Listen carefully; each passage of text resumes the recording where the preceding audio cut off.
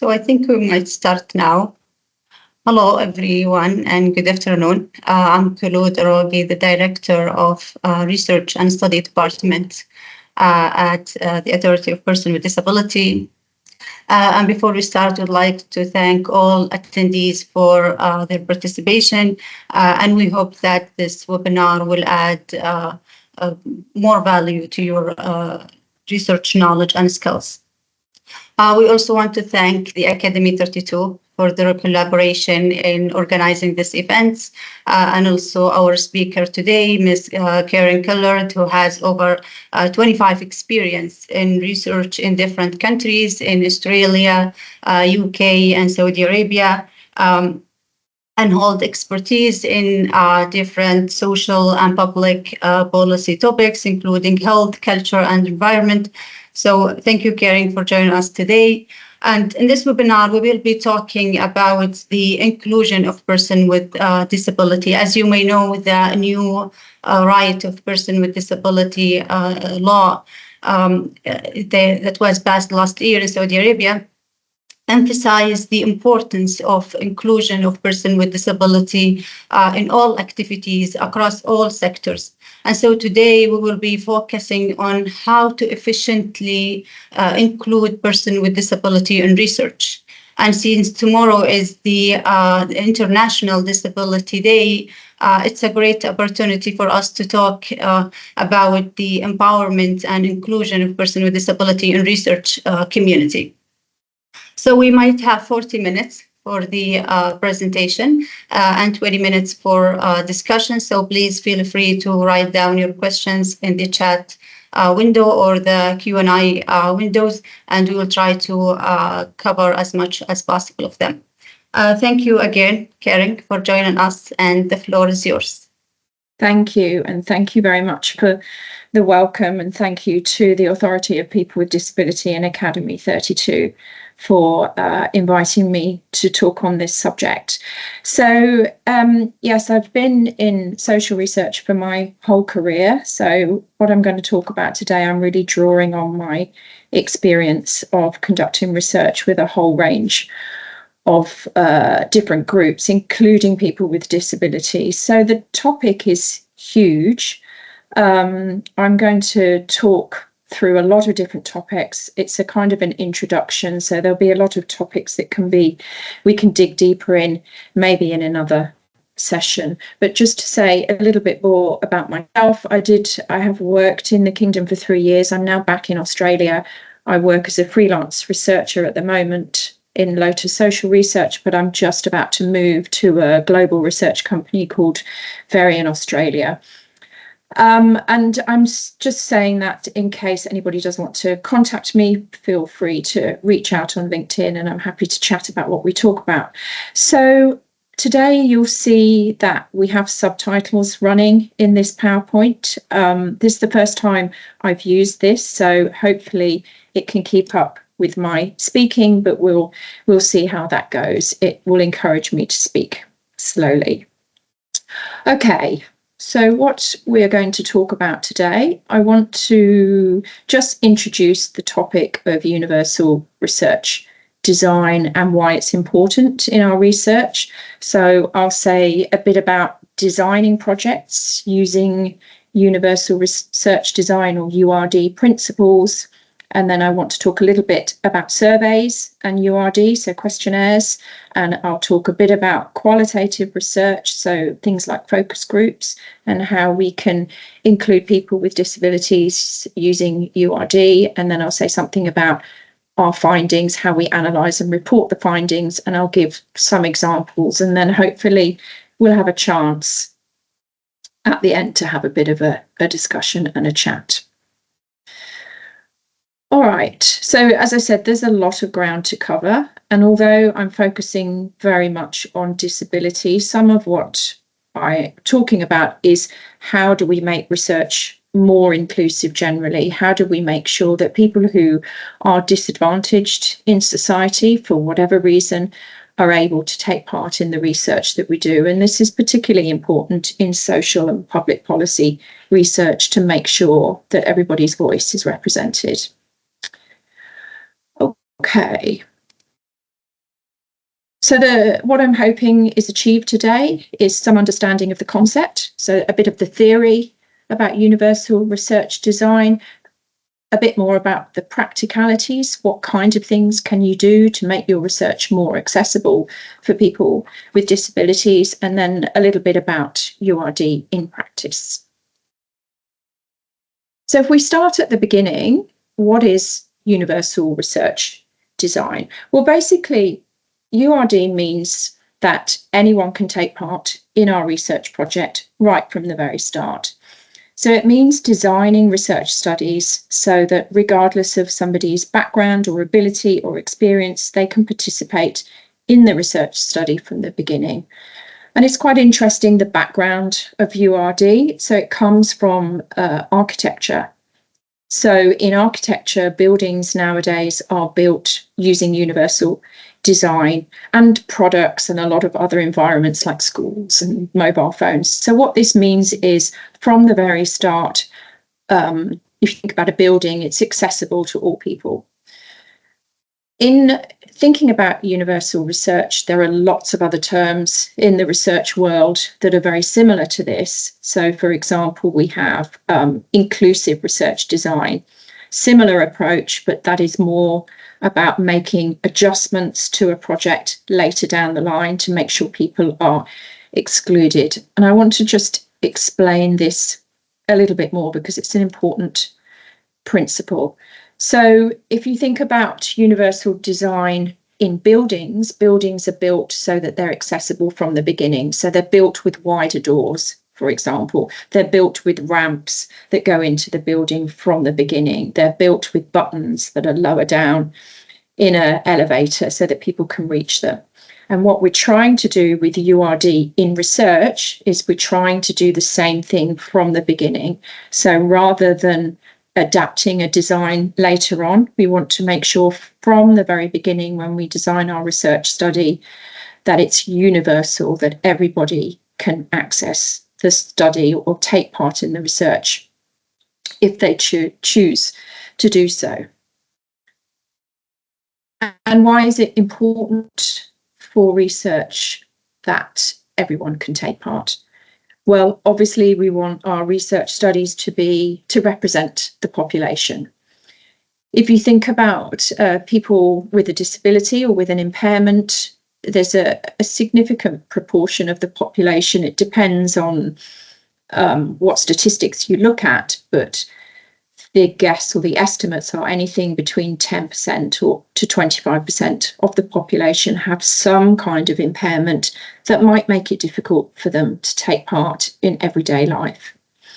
And when we look at disability, in the disability world, we now talk about a social model of disability. So this means that the barriers that prevent people from taking part in aspects of life, like research, are barriers in society rather than the medical model, which we used to have decades ago, which was more about the limitation of the impairment or of the disability. So we have this social model of inclusion in social and public policy research.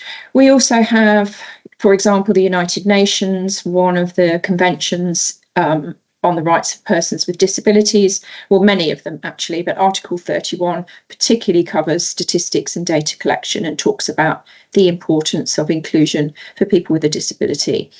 If you look at the Sustainable Development Goals, again, many of them mention inclusion, but the Goal 10 particularly talks about the inclusion of people with a disability. So it's all about universal access and inclusion for different members of our society. And in the disability world, or in many sectors actually, there's a phrase that's often used, which is nothing about us without us. And I think that's an important thing to think about when we're thinking about research about disability or research with people with a disability. So that's a bit of the background. But what do we actually mean when we're talking about disability? So disability, often we tend to think about physical disability, something that's easy to see, but actually it's much wider than that. So Kellard mentioned the law in the kingdom last year uses this definition. So a person with a disability is anyone who has a long-term physical, mental, intellectual, sensory, or psychological impairment. And so this impairment may prevent him or her from fully participating in an aspect of life. So what's important here, two things actually. One of them is long-term. So long-term tends to be defined as something for 6 months or more, but also recognizing that it's not just a physical disability. There are lots of other hidden disabilities, non-physical disabilities that may or may not be disclosed by people. So mental health, neurodiversity such as autism, hidden illnesses such as asthma and diabetes. So often these are, we have a huge range of these different types of impairments. So when we think about research and taking part in research, we have the physical disabilities like difficulties with sight or hearing or movement.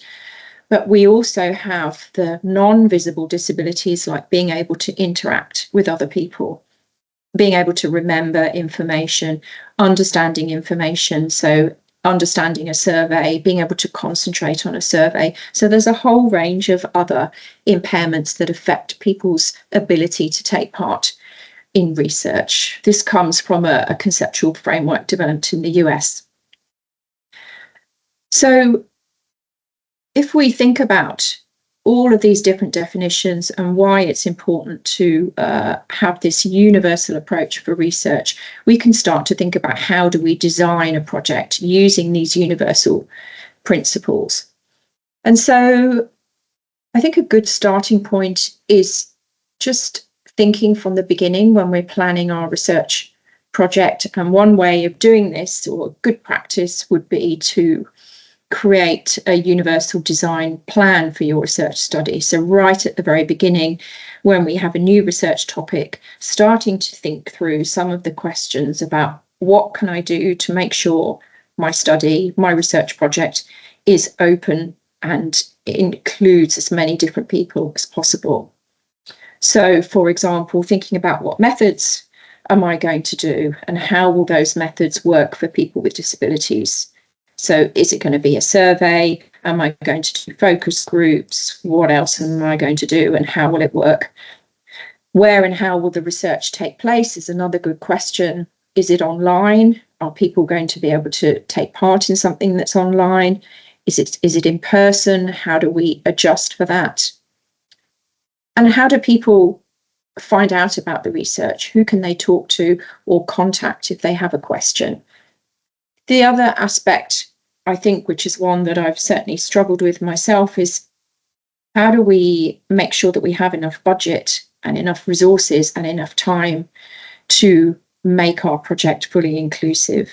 And often being very inclusive requires a lot of resources and much more time than sometimes we have available. How do we manage that? Also thinking about the skills that we have on our research team. Do we have the right people in place? Do we have the right training in place? Do we have people with the right skills to be able to design research instruments, for example? Ethics, another huge topic which we haven't really got time for today, but does our research protect people who take part from risk or the risk of harm? How do we navigate that? And also, I think about being open in our approach. So when we report, how do we report on what we've done to ensure that people are able to take part in a meaningful way? So being very clear on that in our reporting. And I think a good way of doing this, it's common sense really, is to include people with a disability and their representatives in the research design from the outset. So a very important part of a research project is having some kind of consultation process in place. So you may be familiar with this model. There's a model of different types of consultation with people in a research project. So in this example, if you look at the green is the the kind of the gold standard of a research project to involve people with a disability. So it's called co-production. So this means in an ideal world, all of the planning, all of the decisions, the whole research process takes place with and is created with people with a disability. Ideally, for example, the project lead would be somebody, a person with a disability. This gives the greatest empowerment, but it is the hardest to achieve because of what I've mentioned in terms of skills and time and resources. And if you look through this, we then have other options from co-design where people with a disability have a role. They are able to influence decision. We may have an involving consultation, so there's lots of regular two-way exchange of information. We may have an advisory group, which includes experts and people with a disability. We may have feedback workshops, or we may move to just a consultation phase. So we may do some surveys, have some focus groups to ask for feedbacks, have meetings. And then at the opposite end of this scale, if you like, is informing. So it's a very one-way communication. We as researchers explain what we're doing and why through maybe a newsletter or a presentation. So none of these are right or wrong. Any consultation, any involvement of people with a disability is really important. But sometimes for various reasons, we are not able to do co-production. And I think the most important message here is to whatever approach we decide to do or we're able to do is to be very clear about what we're doing and why. So I've seen many projects over the years that have failed or been criticised because they've promised co-production, for example, or they've promised co-design. And in the end, it's ended up as really a consultation, asking for some feedback, which may get taken on and may not. So I think this is where, for the disability community, what's really important is to be very clear about what you're able to do and why or why not, so that there are no surprises for people and people feel that their involvement is what they expect it to be. So what I've talked about so far is kind of all of the theory and the background. I want to move on now to give you some very quick tips and techniques, I guess, on the kind of things that you can do in your research study, the kind of things that you need to think about, I guess, to ensure that you're able to involve people with disabilities as much as possible. So first of all, I want to talk about surveys, so questionnaires, so quantitative data, collecting data that gives us statistics and numbers and percentages. So this is the most common research method, right? Not just in KSA, but globally, we tend to do a lot of surveys. And before I talk about this, one thing I just wanted to say is sometimes we need to stop and just take a moment to think about what are our research questions. Because we have a habit of surveys, sometimes our research questions, it's better to use a different method. So to give you an example, surveys tell us numbers, right? They tell us how many, when, but they don't really tell us why. And sometimes different approaches like qualitative research, where we're discussing with people, give us better insights, because often we don't need to know numbers necessarily. So if you think about, for example, we want to know what are the experiences of people with disabilities in navigating the airport or navigating their way around a university. What we want to know is their lived experience. We don't need to know numbers. And so surveys are not always the best approach for these kind of studies. So I'll come back to that later, and I'll talk a bit about qualitative research later, but I just wanted to take a moment to just think, is this really the best method? If it is the best method, fantastic. So you'll be familiar with the different survey approaches or different modes. So we have online surveys, we have telephone surveys, and we have in-person surveys, and a mixture of those. So there are 3 main modes of doing a questionnaire, doing a survey. Each of these has different advantages and disadvantages. So online surveys, you will have all done them at some point, I'm sure. They're very convenient. You know, they're flexible in terms of you can be at home, or you can be on your phone or on your laptop or your iPad. You can do them when suits you. You can have visual aids on the screen, so you can hover your mouse over a button and it give you a bit more information. Fantastic. They're relatively cheap as well when you compare them to other methods. But if we're thinking about universal research design, maybe not always the best approach to include everyone. It relies on internet use. So I know in Saudi, your internet usage is very high, which is fantastic. In Australia, it's a bit lower. So this is a difficulty, and it's much lower amongst people with a disability. Online surveys also rely on somebody's ability to use a computer, to be able to use a mouse, to have the ability to type. You need to be able to have good vision. You need to have an ability, a cognitive, so a brain function, to be able to understand the questions on your own. And the big problem with online surveys is when people have difficulties with the internet, or they don't understand the question, or the survey is boring, people just close the browser and you've lost them then. And so you have a big, what we would call in survey research, a non-response bias.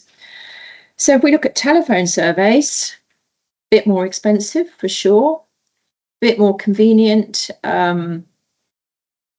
You're speaking with another person, so there's a human connection, which of course there isn't with online surveys, and the interviewer can provide help, so can help to explain a question.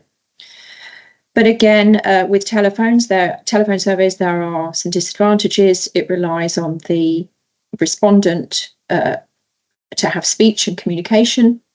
There's no visual elements, so you can't see anything to help you, and it's a bit less flexible in time. You get called up to do the survey there and then. And then when we look at in-person surveys, I think they're probably relatively rare in the kingdom because of the size of the country. I think the census certainly was done in person. I'm not sure whether it still is. And in Australia, we have similar issues. It's very rare for surveys to be done in person because it's such a huge country and it's so expensive. However, for people with disabilities, it can be a very good option. It's a flexible environment, so somebody can come to their home. There's an interviewer in person. You can have a support person with you as an interpreter or as a family member.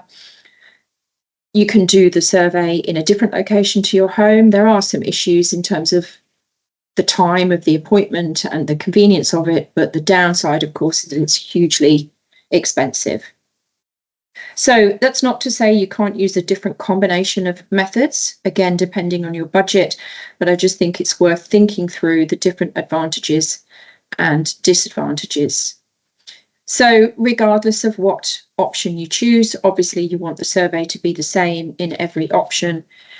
And a couple of tips for the questionnaire is to have plain language.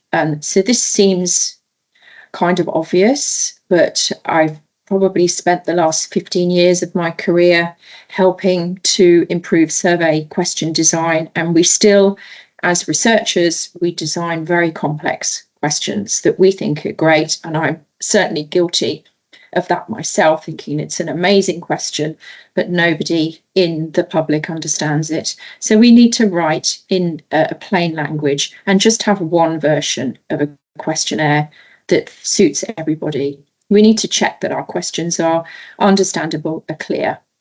There's a fabulous technique called cognitive interviewing. It's a qualitative technique. Again, we don't have time today to talk about that, but it's basically a technique that is like an in-depth interview where not only do you ask the questions to people, you judge how they're answering and you look at their body language and their expressions to see whether they're actually understanding the question. Keep the questions short. Nobody wants a long survey. keep the questions short, keep the survey short, use diagrams where you can, and be clear on the time, how long it might take. In my next slide, I've just got some top tips. I've covered some of these things already, but when you're designing a questionnaire, think about whether it's actually a survey that you need. Give people different options to take part, online, phone, use pictures and images and icons where you can if it's an online survey. Have options to read out questions, so have an audio description. You can even use AI to generate a video description of somebody asking the questions. Making sure that you use alt text. So if you have an image, you can right-click on it to give an explanation of the image. I mentioned before about making sure that your question is clear and short and understandable. There's something that I use a lot called readability scoring. So this is where it's a tool that gives you a score for what the readability age is for a question. So we tend to aim for a question that's understood by anybody that's aged sort of 14 or 15 and above. Now, my understanding is there is an Arabic version of this, which is an open source tool called Osman. I've put a link in it at the references at the end. I haven't used it, so I can't say how good it is, but if it works, that's a fantastic resource. What else? There's loads of tools online to do an accessibility check for colour and font size and screen contrast. Making sure you check in with your research participants to make sure their needs are being met, if they need a break or if they need you to explain something. And I think one of the points here is about really thinking about what data we're collecting and making sure that we're only collecting information that we're actually going to use. So lots of other things in there, which I think I've mentioned, but I'm conscious of the time, so I'm going to move on. I'm going to say a little bit about sampling and recruitment. Again, this is just a huge topic. I'm not a sampling expert, so apologies to anybody in the room who is. I'm just going to give a very quick overview of what our sampling options are and how we need to think differently for universal research design. So basically, when we're doing a sample for a survey, we have two options. We have a probability option, which means that the sampling is random. Everyone has an equal chance of selection. And there's all sorts of different types of probability sampling. So in the orange and the blue. On the opposite side, we have non-probability sampling methods. So this means that some people have a different chance of being selected than others, and there's lots of different approaches to that. The reason why I want to talk about this is when we're thinking about universal research design, random sampling may not always be our best option. And this is because if we just randomly select people, it's likely that people with disabilities are going to be underrepresented. They're quite small in the population, and because they may have difficulties in taking part in research, they're less likely to respond. So we might want to think about non-random methods. So we might want to think about sampling people who attend a disability organisation, for example. We might want to set quotas for our sampling. So we might want to think, okay, I want to talk to 100 people who have a visual impairment, or 100 people who use a wheelchair. So we set quotas, which means that people with a disability have a higher chance of being represented. We also want to tell people about the research, which you wouldn't want to do if you were doing a random sample. So we're using snowball referrals. We might tell people to come and click on the link if they have a disability and join in the research. So I know that in an ideal world, we want random sampling, but in universal research design, we want to make sure that the people with a disability are included in the research. So we might need to think about non-random methods to include people. A couple of other things to say about recruiting participants in universal research design. So even when we've worked out our sample approach and our survey, we still need to find people to take part, and we have to remember that research is voluntary, and how do we give the benefits of people about what it is that we're asking them to do. And this really applies to any research, but is particularly important for people with a disability as well as any other disadvantaged groups. Be clear about why we want them to take part and who we're inviting and why, what it involves for them, how much time it will take, who they can ask for support, how they can find out more about the research. Critically, for qualitative research particularly, are we offering a payment? Is there some bonus or benefit for them to help them to take part? The other thing here is about using the channels that we have widely. We want as many people as possible to find out about the research. So social media advertising is fabulous for research and it's used more and more. Also promoting through disability organisations and using government channels to ensure that as many people as possible know about our research study. I want to say something quickly now about qualitative research. I'm a big fan of qualitative research for the reasons that I mentioned at the beginning. It gives us lots of insights that we don't get through surveys.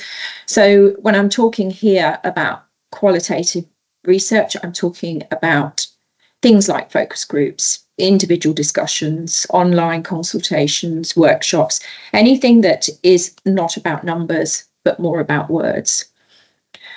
And qualitative research for the disability community can be very powerful because it enables them to take part in a way that suits them best. So surveys may not be the best thing. Sitting in a discussion with a researcher may suit them better. And I've put here some tips for including people in a universal sense for qualitative research.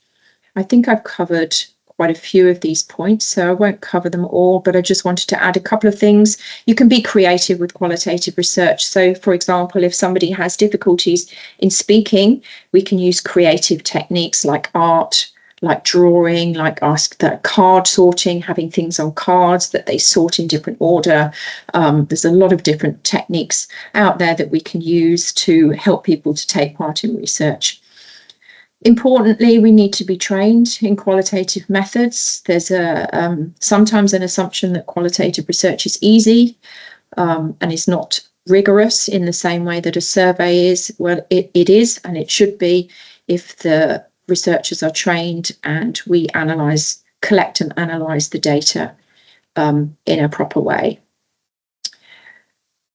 I think I can come back to that if we have a bit more time, but I'm going to leave that for the moment because I'm conscious of the time. Just wanted to say something quickly about how do we utilise universal research design principles when we're analysing our data, when we're coding our data, and when we're presenting a report. A couple of points to note here. The chances are that we will use many different research methods to capture our data and treating each of those without bias and treating them equally. Consulting with our disability community, discussing our findings, checking with the community, does this make sense? Is this the best way of reporting it? Creating outputs. Nobody wants to read a 200-page report, although as researchers, and I'm guilty of this, we like to write really long, detailed reports. But unfortunately, it's generally only other researchers that read them. So creating reports that are short, that are accessible, that are understandable. Maybe we include things like infographics. Maybe we include podcasts or video summaries, visual images, minimal tables. Tables are very hard to read for anyone who's not a researcher. So particularly people with disabilities can find that very hard. And then also practically, again, using the design principles of universal research design. So checking the colours we use, the font, the text, the size of images. And there's, as I mentioned, there's lots of online tools that can help us to do that. All right, I'm almost at the end. I wanted to show you a couple of examples that bring to life some of the things I've talked about. I love this question. So this is from an online survey of people with a disability. And the question was asking them, are you filling the form out for yourself or someone else? There's an audio button here, so they can click on that and they can hear the question spoken. The question is easy to answer, so it's easy to select an option with your mouse. They've got some pictures saying, I'm answering this for myself, or I'm answering it for someone else. So really straightforward, easy to use. This is an example of some research that was with young people with a disability, finding out what they liked and what they didn't like. This was in a focus group. So they had different cards. They sorted them into what made them happy, what made them not happy, and what they weren't sure about. So again, a really nice technique to encourage people to participate. This is an example of a report. This was done in Australia after COVID, was looking at women's experiences, women with a disability and their experiences of COVID. So the whole report, this is just one page, the whole report was written in this way, very using a lot of images and summary dot points about the key findings. So just a couple of examples. My key takeaways then. Oh gosh, there's so many. I've run through everything so quickly, but diversity. Remember, disability is really diverse. It may be hidden. People may not disclose they have a disability, which is why universal design is important. Write your universal inclusion strategy for your research project from the start. Consult widely. Choose your model of consultation and then include people with a disability in the process. Test your approaches. We're researchers. We always think our methods are brilliant. Sometimes they're not. They fail. We need to redo them. So test them. Be transparent. Be open about what you're doing. And finally, make sure your method fits your research question. I think there'll be a summary circulated at some point. These are just some further reading of some of the things that I've mentioned with some of the links, but I think this will be included somewhere, so I won't go into those. Now I'll stop sharing and open to questions.